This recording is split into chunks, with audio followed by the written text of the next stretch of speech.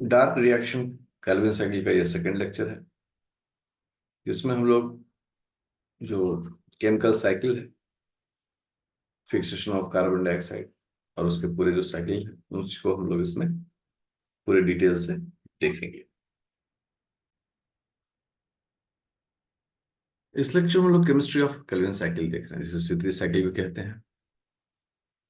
जो सबसे पहला स्टेप होता है इसमें, we all know the step one is fixation of carbon dioxide.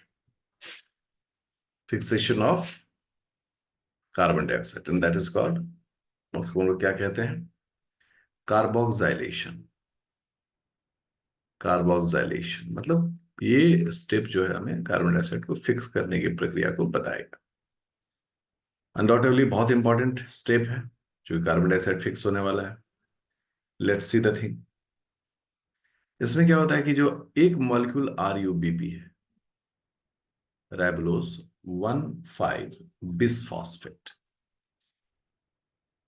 Plus one molecule of carbon dioxide है, ये C5 है, ये C1 है, मतलब कुल मिला के 6 कार्बन हो गए। और in the presence of enzyme and water, water present है HOH, एंड एंजाइम प्रेजेंट है RuBisco, रूबिस्को, राइबोलोज बिसफॉस्फेट कार्बोक्सिलेज। और इस कंडीशन में ये टूट कर बनता है 3PGA, 2 molecules of 3 फॉस्फो,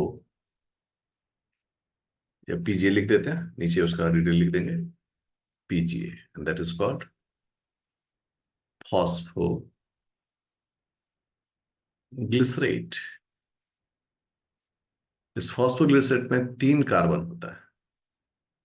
इसका मिलाकर हो गया कि 5 और एक 6 मिलाकर 2 मॉलिक्यूल, 3 3 कार्बन के, तो 3 दूनी 6। ये कहानी है भाई, ये कार्बन डाइऑक्साइड फिक्स किया गया।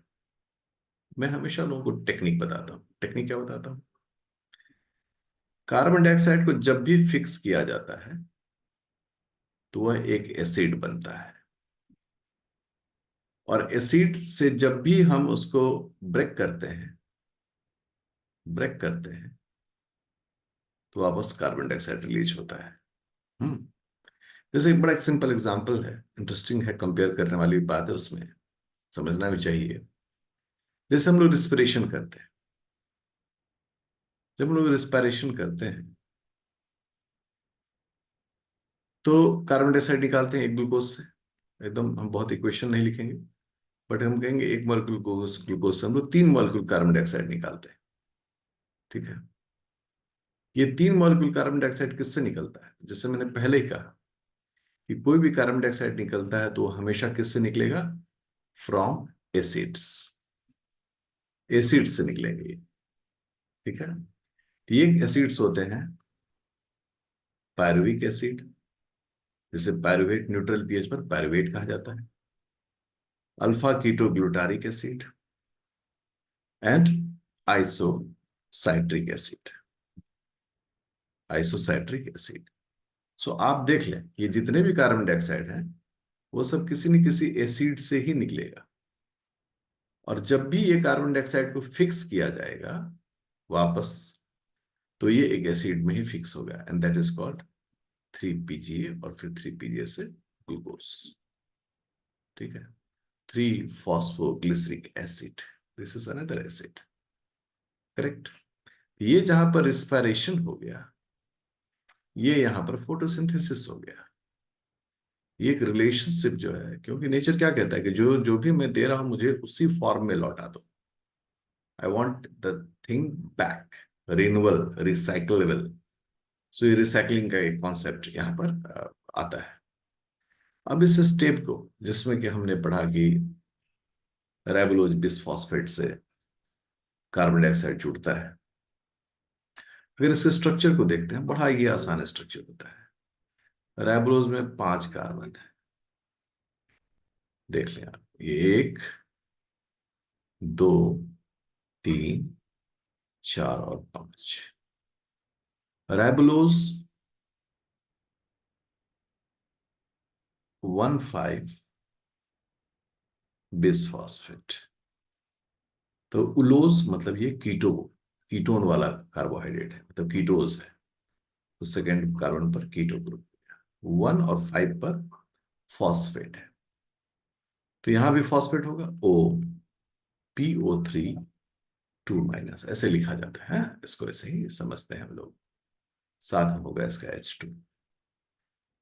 बाकी एज यूजुअल OH, चौथे कार्बन पर भी OH, पांचवें कार्बन पर भी फॉस्फेट दिखा बोल रहा है, मतलब यहां पर भी क्या होगा, फॉस्फेट PO3 2-। तो यहां दो चीजें बड़ी स्पष्ट रूप से हमें दिख रही हैं, और वो दो चीजें क्या है? वो दो चीजें हैं कि एक तो पहले लोकेशन पर फॉस्फेट है, और एक पांचवें लोकेशन पर फॉस्फेट है। सो ये दो बहुत ही कंसिडरेबल और चीजें समझने के दृष्टिकोण से बहुत महत्वपूर्ण है। अब इसके साथ जोड़ा जा रहा है किसको? कार्बन डाइऑक्साइड को, CO2। अब ये CO2 जो है वो अपना पोजीशन लेगा, और वो पोजीशन इस जगह पर, मतलब इसको नीचे धकेलेगा, इसको डाउन करेगा। चलो नीचे हमको आने दो सेकंड पोजीशन पर। अब जब इसको ये डाउन करता है तो एक इंटरमीडिएट प्रोडक्ट बनता है। वो जो इंटरमीडिएट प्रोडक्ट होता है, देखें आप, एक कार्बन, दो कार्बन। अब दूसरे कार्बन को थोड़ा सा हमको लाल करना पड़ेगा। 3 4 5, और ये, हाँ 5 कार्बन रखते हैं, ठीक है ना? 5 कार्बन रख देंगे, हाँ, चलो 6 कार्बन रख देते हैं, क्या। मैं थोड़ा सा और इस इक्वेशन को और भी सुंदर से बनाना चाह रहा हूँ, ठीक है। कई बार क्या होता है कि इक्वेशन अगर बहुत सुंदर ना बने ना, तो समझने में भी दिक्कत होनी शुरू हो जाती है। इसको हम कुछ इसी तरह से लिखते हैं, 2 3 4 5, ऐसे ही लिखते हैं। जैसे कि हम कहें कि ये जो सेकेंड कार्बन है, ये इसका टारगेट पोजीशन है। तो अगर सेकेंड कार्बन टारगेट पोजीशन, देखिए आप यहां से क्या जुड़ने वाला है। कार्बन डाइऑक्साइड जब भी जुड़ेगा तो वो एक एसिड रूप में जुड़ता है। ये हो गया कार्बन डाइऑक्साइड। चूंकि न्यूट्रल पीएच है, इसीलिए यहां से H+ आयन निकला हुआ रहता है, और इस पर जो है माइनस चार्ज रहता है। ये देखिए, ये जो फिक्सेशन हो गया, ये एसिड ग्रुप में फिक्स किसका हुआ? कार्बन डाइऑक्साइड का। अभी टोटल अगर काउंट करें तो हमारे पास 6 कार्बन हो गए। 1, काउंटिंग कर देते हैं, 1 2 3 4 5, 5 दिख रहा है, प्लस ये एसिड, 6 कार्बन। ये जो कार्बन है, 6 कार्बन। अब ये जो इंटरमीडिएट स्ट्रक्चर है, H2, फॉस्फेट PO3 2-। यहां पर भी CH2, ऑक्सीजन PO3 2-।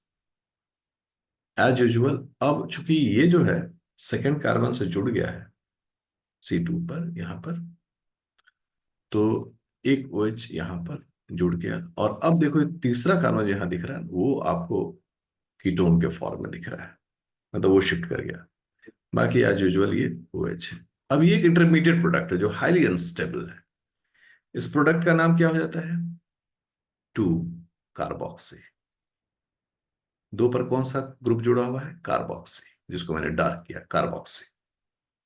3 कीटो, 3 पर कौन, इससे मैंने कहा कि दो को नीचे घसकाने वाली बात मैंने कही थी। 3 कीटो, अरेबिनोटोल 1 5 1 5 बिसफॉस्फेट, ठीक है। सो इस प्रकार से ये कंपाउंड बन गया।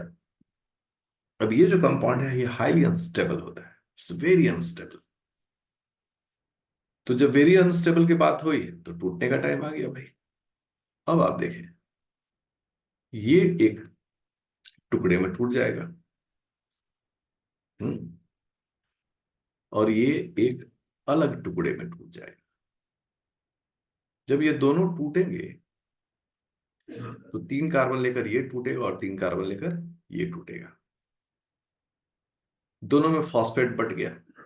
ठीक है, अब देखो, ये जब टूटेगा तो उसका स्ट्रक्चर कैसा दिख रहा है? 1 2 3। अब ये 3 कौन है? मैं थोड़ा इसको रेड ही यूज कर लूँ भाई, ताकि न कलरफुल से। ये हो गया COO-, मतलब ये हो गया। ओके।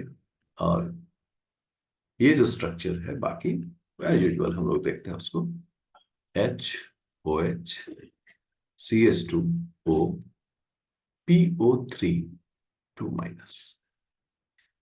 अब काउंटिंग यहां से नहीं होगा क्योंकि COO ग्रुप सीनियर हो गया, तो 1, नहीं सॉरी, यहीं से होगा 1 2 3। इस कंपाउंड का नाम है 3 PGA, 3 फॉस्फोग्लिसरेट। अगर H रहता 3 फॉस्फोग्लिसरिक एसिड। तो एक ये बन गया, और जब ये टूटेगा, ये वाला हिस्सा, ये हिस्सा कैसे टूटेगा? C:\O2CH2O PO3 2-। ये टूटेगा इस प्रकार से।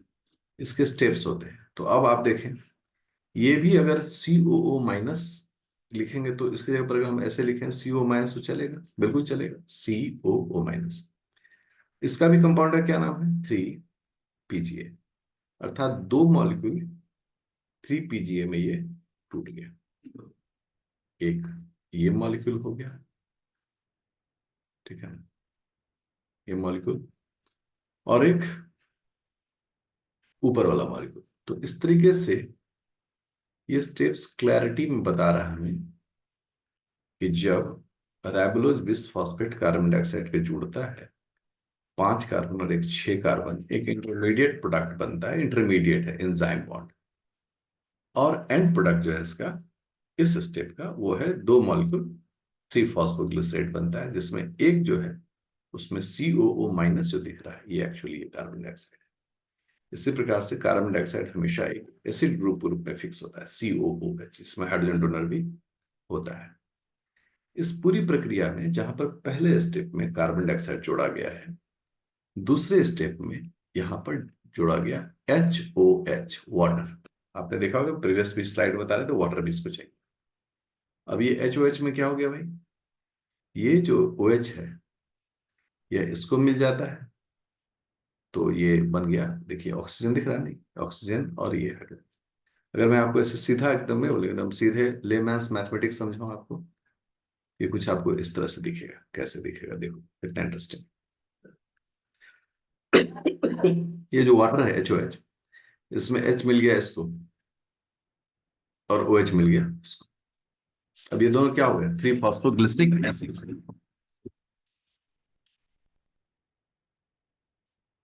ये दोनों हो गए 3 फॉस्फोग्लिसरिक एसिड। तो इस तरह से वाटर जो है उसका सिग्निफिकेंट रोल होता है। और वाटर जो है यहाँ पर कहाँ दिख रहा है वाटर? तो हम लोग कह रहे हैं वाटर जो है वो HOH के फॉर्म में दिख रहा है। यहाँ H के फॉर्म, अरे अरे क्या हो गया,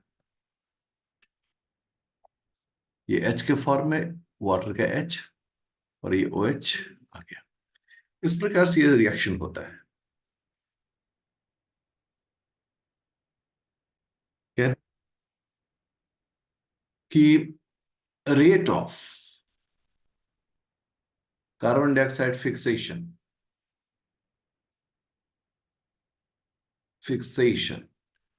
is inversely proportional to the cellular carbon dioxide concentration level। कहने का तात्पर्य सीधा है कि 2 सेल है प्लांट का, दोनों ग्रीन सेल्स हैं, दोनों, बाकी सब कुछ लाइट रिएक्शन हो रहा है। इसमें अगर 100 मॉलिक्यूल कार्बन डाइऑक्साइड और इसमें 10 मॉलिक्यूल कार्बन डाइऑक्साइड, तो रेट ऑफ कार्बन फिक्सेशन इसमें कम होगा, और इसमें ज्यादा होगा। क्यों? जितना कार्बन डाइऑक्साइड कम रहेगा उतना ही कार्बन डाइऑक्साइड लेने की इसकी टेंडेंसी रहेगी, और जितना कार्बन डाइऑक्साइड सेल के अंदर में ज्यादा होगा उतना ही इसको टेंडेंसी जो है उसको कम होगा। So it's very important to understand कि जो भूखा है कार्बन डाइऑक्साइड का उसको ज्यादा तेजी से वो यूज करेगा फिक्सेशन को, और जिसके पास काफी कार्बन डाइऑक्साइड है कंपेरेटिवली थोड़ा सा धीरे से यूज करेगा। ये जो आप अभी कार्बन डाइऑक्साइड फिक्सेशन देखे हैं, इस प्रोसेस में आपने स्टेप वन में आपने गौर किया होगा दो प्रक्रियाओं को। पहला कार्बोक्सिलेशन, कार्बन डाइऑक्साइड फिक्सेशन, और उसके बाद क्या होता है फॉलोड बाय हाइड्रोक्साइलेशन, मतलब वाटर को उसमें डाला गया। तो this is called step one. So I am sure step one आपका कॉन्सेप्चुलाइजेशन क्लियर होगा। अब विद्यार्थियों स्टेप टू जब शुरू होता है तब अब यहां पर मसला बन गया कि दो मॉलिक्यूल 3 PgAl है अथवा 3 PgA, ठीक है। अब अगर एक बार हम लोग ग्लाइकोलिसिस को याद करें, एकदम ऐसे ही रफ याद करें, हम पीजीए तक पहुंचना चाहेंगे 3 PgA तक, तो एक रिवीजन याद करें तो क्या होता था ग्लूकोज, ग्लूकोज से बनता था ग्लूकोज 6 फॉस्फेट। इसमें हम लोग एक मॉलिक्यूल एटीपी खर्च करते थे, फिर ये आइसोमेराइज होता है फ्रुक्टोज 6 फॉस्फेट, फिर ये एक फिर एटीपी खाता है, इन्वेस्टमेंट है फ्रुक्टोज 1,6 बिसफॉस्फेट, फिर ये दो भाग में टूट जाता है, एक डाइहाइड्रोक्सी एसीटोन फॉस्फेट डैप और एक 3 PGAL फॉस्फोग्लिसरॉल्डिहाइड, और गैप भी कहा जाता है ग्लिसरॉल्डिहाइड फॉस्फेट। ये जहां पर कीटोज होता है, ये यहां पर एल्डोज होता है, ठीक है। और फिर पढ़ते थे इसमें कि डैप जो है वो 3 PGL में कन्वर्ट हो जाता है। 3 PGL जो है इससे हाइड्रोजन बाहर निकलता है, NADH+ प्रोटॉन के रूप में, इसको एक फॉस्फेट मिलता है, और ये कन्वर्ट हो जाता था 1,3 bis PGA में। फिर यहां से एक एटीपी प्रोड्यूस होता था, पे ऑफ का टाइम हो गया, और 3 PGA बनता था। एकदम हम एकदम क्या कहें सिस्टमैटिकली अगर इस पूरे ग्लाइकोलिसिस के प्रोसेस को देखने का मौका मिले तो ये ही कहते हैं this is step one, step two, step three, step four, step five, step six, step seven. और फिर अब चूंकि रेड कलर इसलिए कर दिया कि ये यहां पर नहीं हो रहा, चूंकि ये ऑलरेडी 3 PGA मिल रहा है इसको, यहां से 2 PP फॉस्फोइनोल पायरुवेट, ये इसका स्टेप 8 हो गया। 3 PGA 1 3 से 6 7 8, नहीं 2 PP नहीं, अब एक स्टेप छूट गया। 2 PGA ये म्यूटेज एंजाइम होता है, वो म्यूटेज एंजाइम कार्बन के पोजीशन को मतलब फॉस्फेट के पोजीशन को बदलता है। वो स्टेप जो होता है वो होता है 2 PGA। और फिर अब नौवां स्टेप है जिसमें ये वाटर निकलता है, 2 PEP बनता है फॉस्फोइनोल पायरुवेट, और फिर 10वां स्टेप होता है इसमें हम लोग पायरुवेट बनाते हैं। तो ये पूरा ग्लाइकोलिसिस का एक स्टेप है जिसमें 3 स्टेप की जरूरत, ये स्टेप की जरूरत यहां पर नहीं। अब 3 PGA अगर बन गया तो हमको वापसी करना पड़ेगा कि हमको वापस में ये चलें चलें और चलें, चलते चलते फिर क्या मिल जाए हमको, ग्लूकोज मिल जाए, यही चाहिए हमको। अगर हमको फ्रुक्टोज 6 फॉस्फेट मिल जाए तो भी हम कर लेंगे, ग्लूकोज हम बना सकते हैं उससे। इसीलिए जो स्टेप टू होता है, स्टेप टू, अरे बाबा ये तो बहुत मोटा हो गया। स्टेप टू जो है, step two is called reversal of glycolysis, reversal of glycolysis. हम लोग रुबिस्को एंजाइम के बारे में अलग से पढ़ेंगे, ठीक है ना, उसके स्ट्रक्चर और उसके कंपोजिशन, इसलिए हम वहां पर बहुत ज्यादा जोड़ नहीं दे रहे, स्टेप पर चल रहे। रिवर्सल ऑफ ग्लाइकोलिसिस क्यों? क्योंकि 3 पीजीए से 1 3 पीजीए पीजीएल, और फिर हम ये पूरी प्रक्रिया करके ग्लूकोज जनरेट कर सकते हैं। तो रिवर्सल ऑफ ग्लाइकोलिसिस जो है एक प्रकार का रिडक्शन प्रोसेस है। क्या ये रिडक्शन प्रोसेस है? इसमें हम क्या करने वाले हैं, 3 पीजीएल से हम ग्लूकोज बनाने जा रहे हैं, ठीक है। अब ये पूरा प्रोसेस जो है कैसे चलेगा, क्या क्या इसमें स्टेप्स फॉलो किए जाएंगे, ये हम लोग देखेंगे नेक्स्ट लेक्चर में।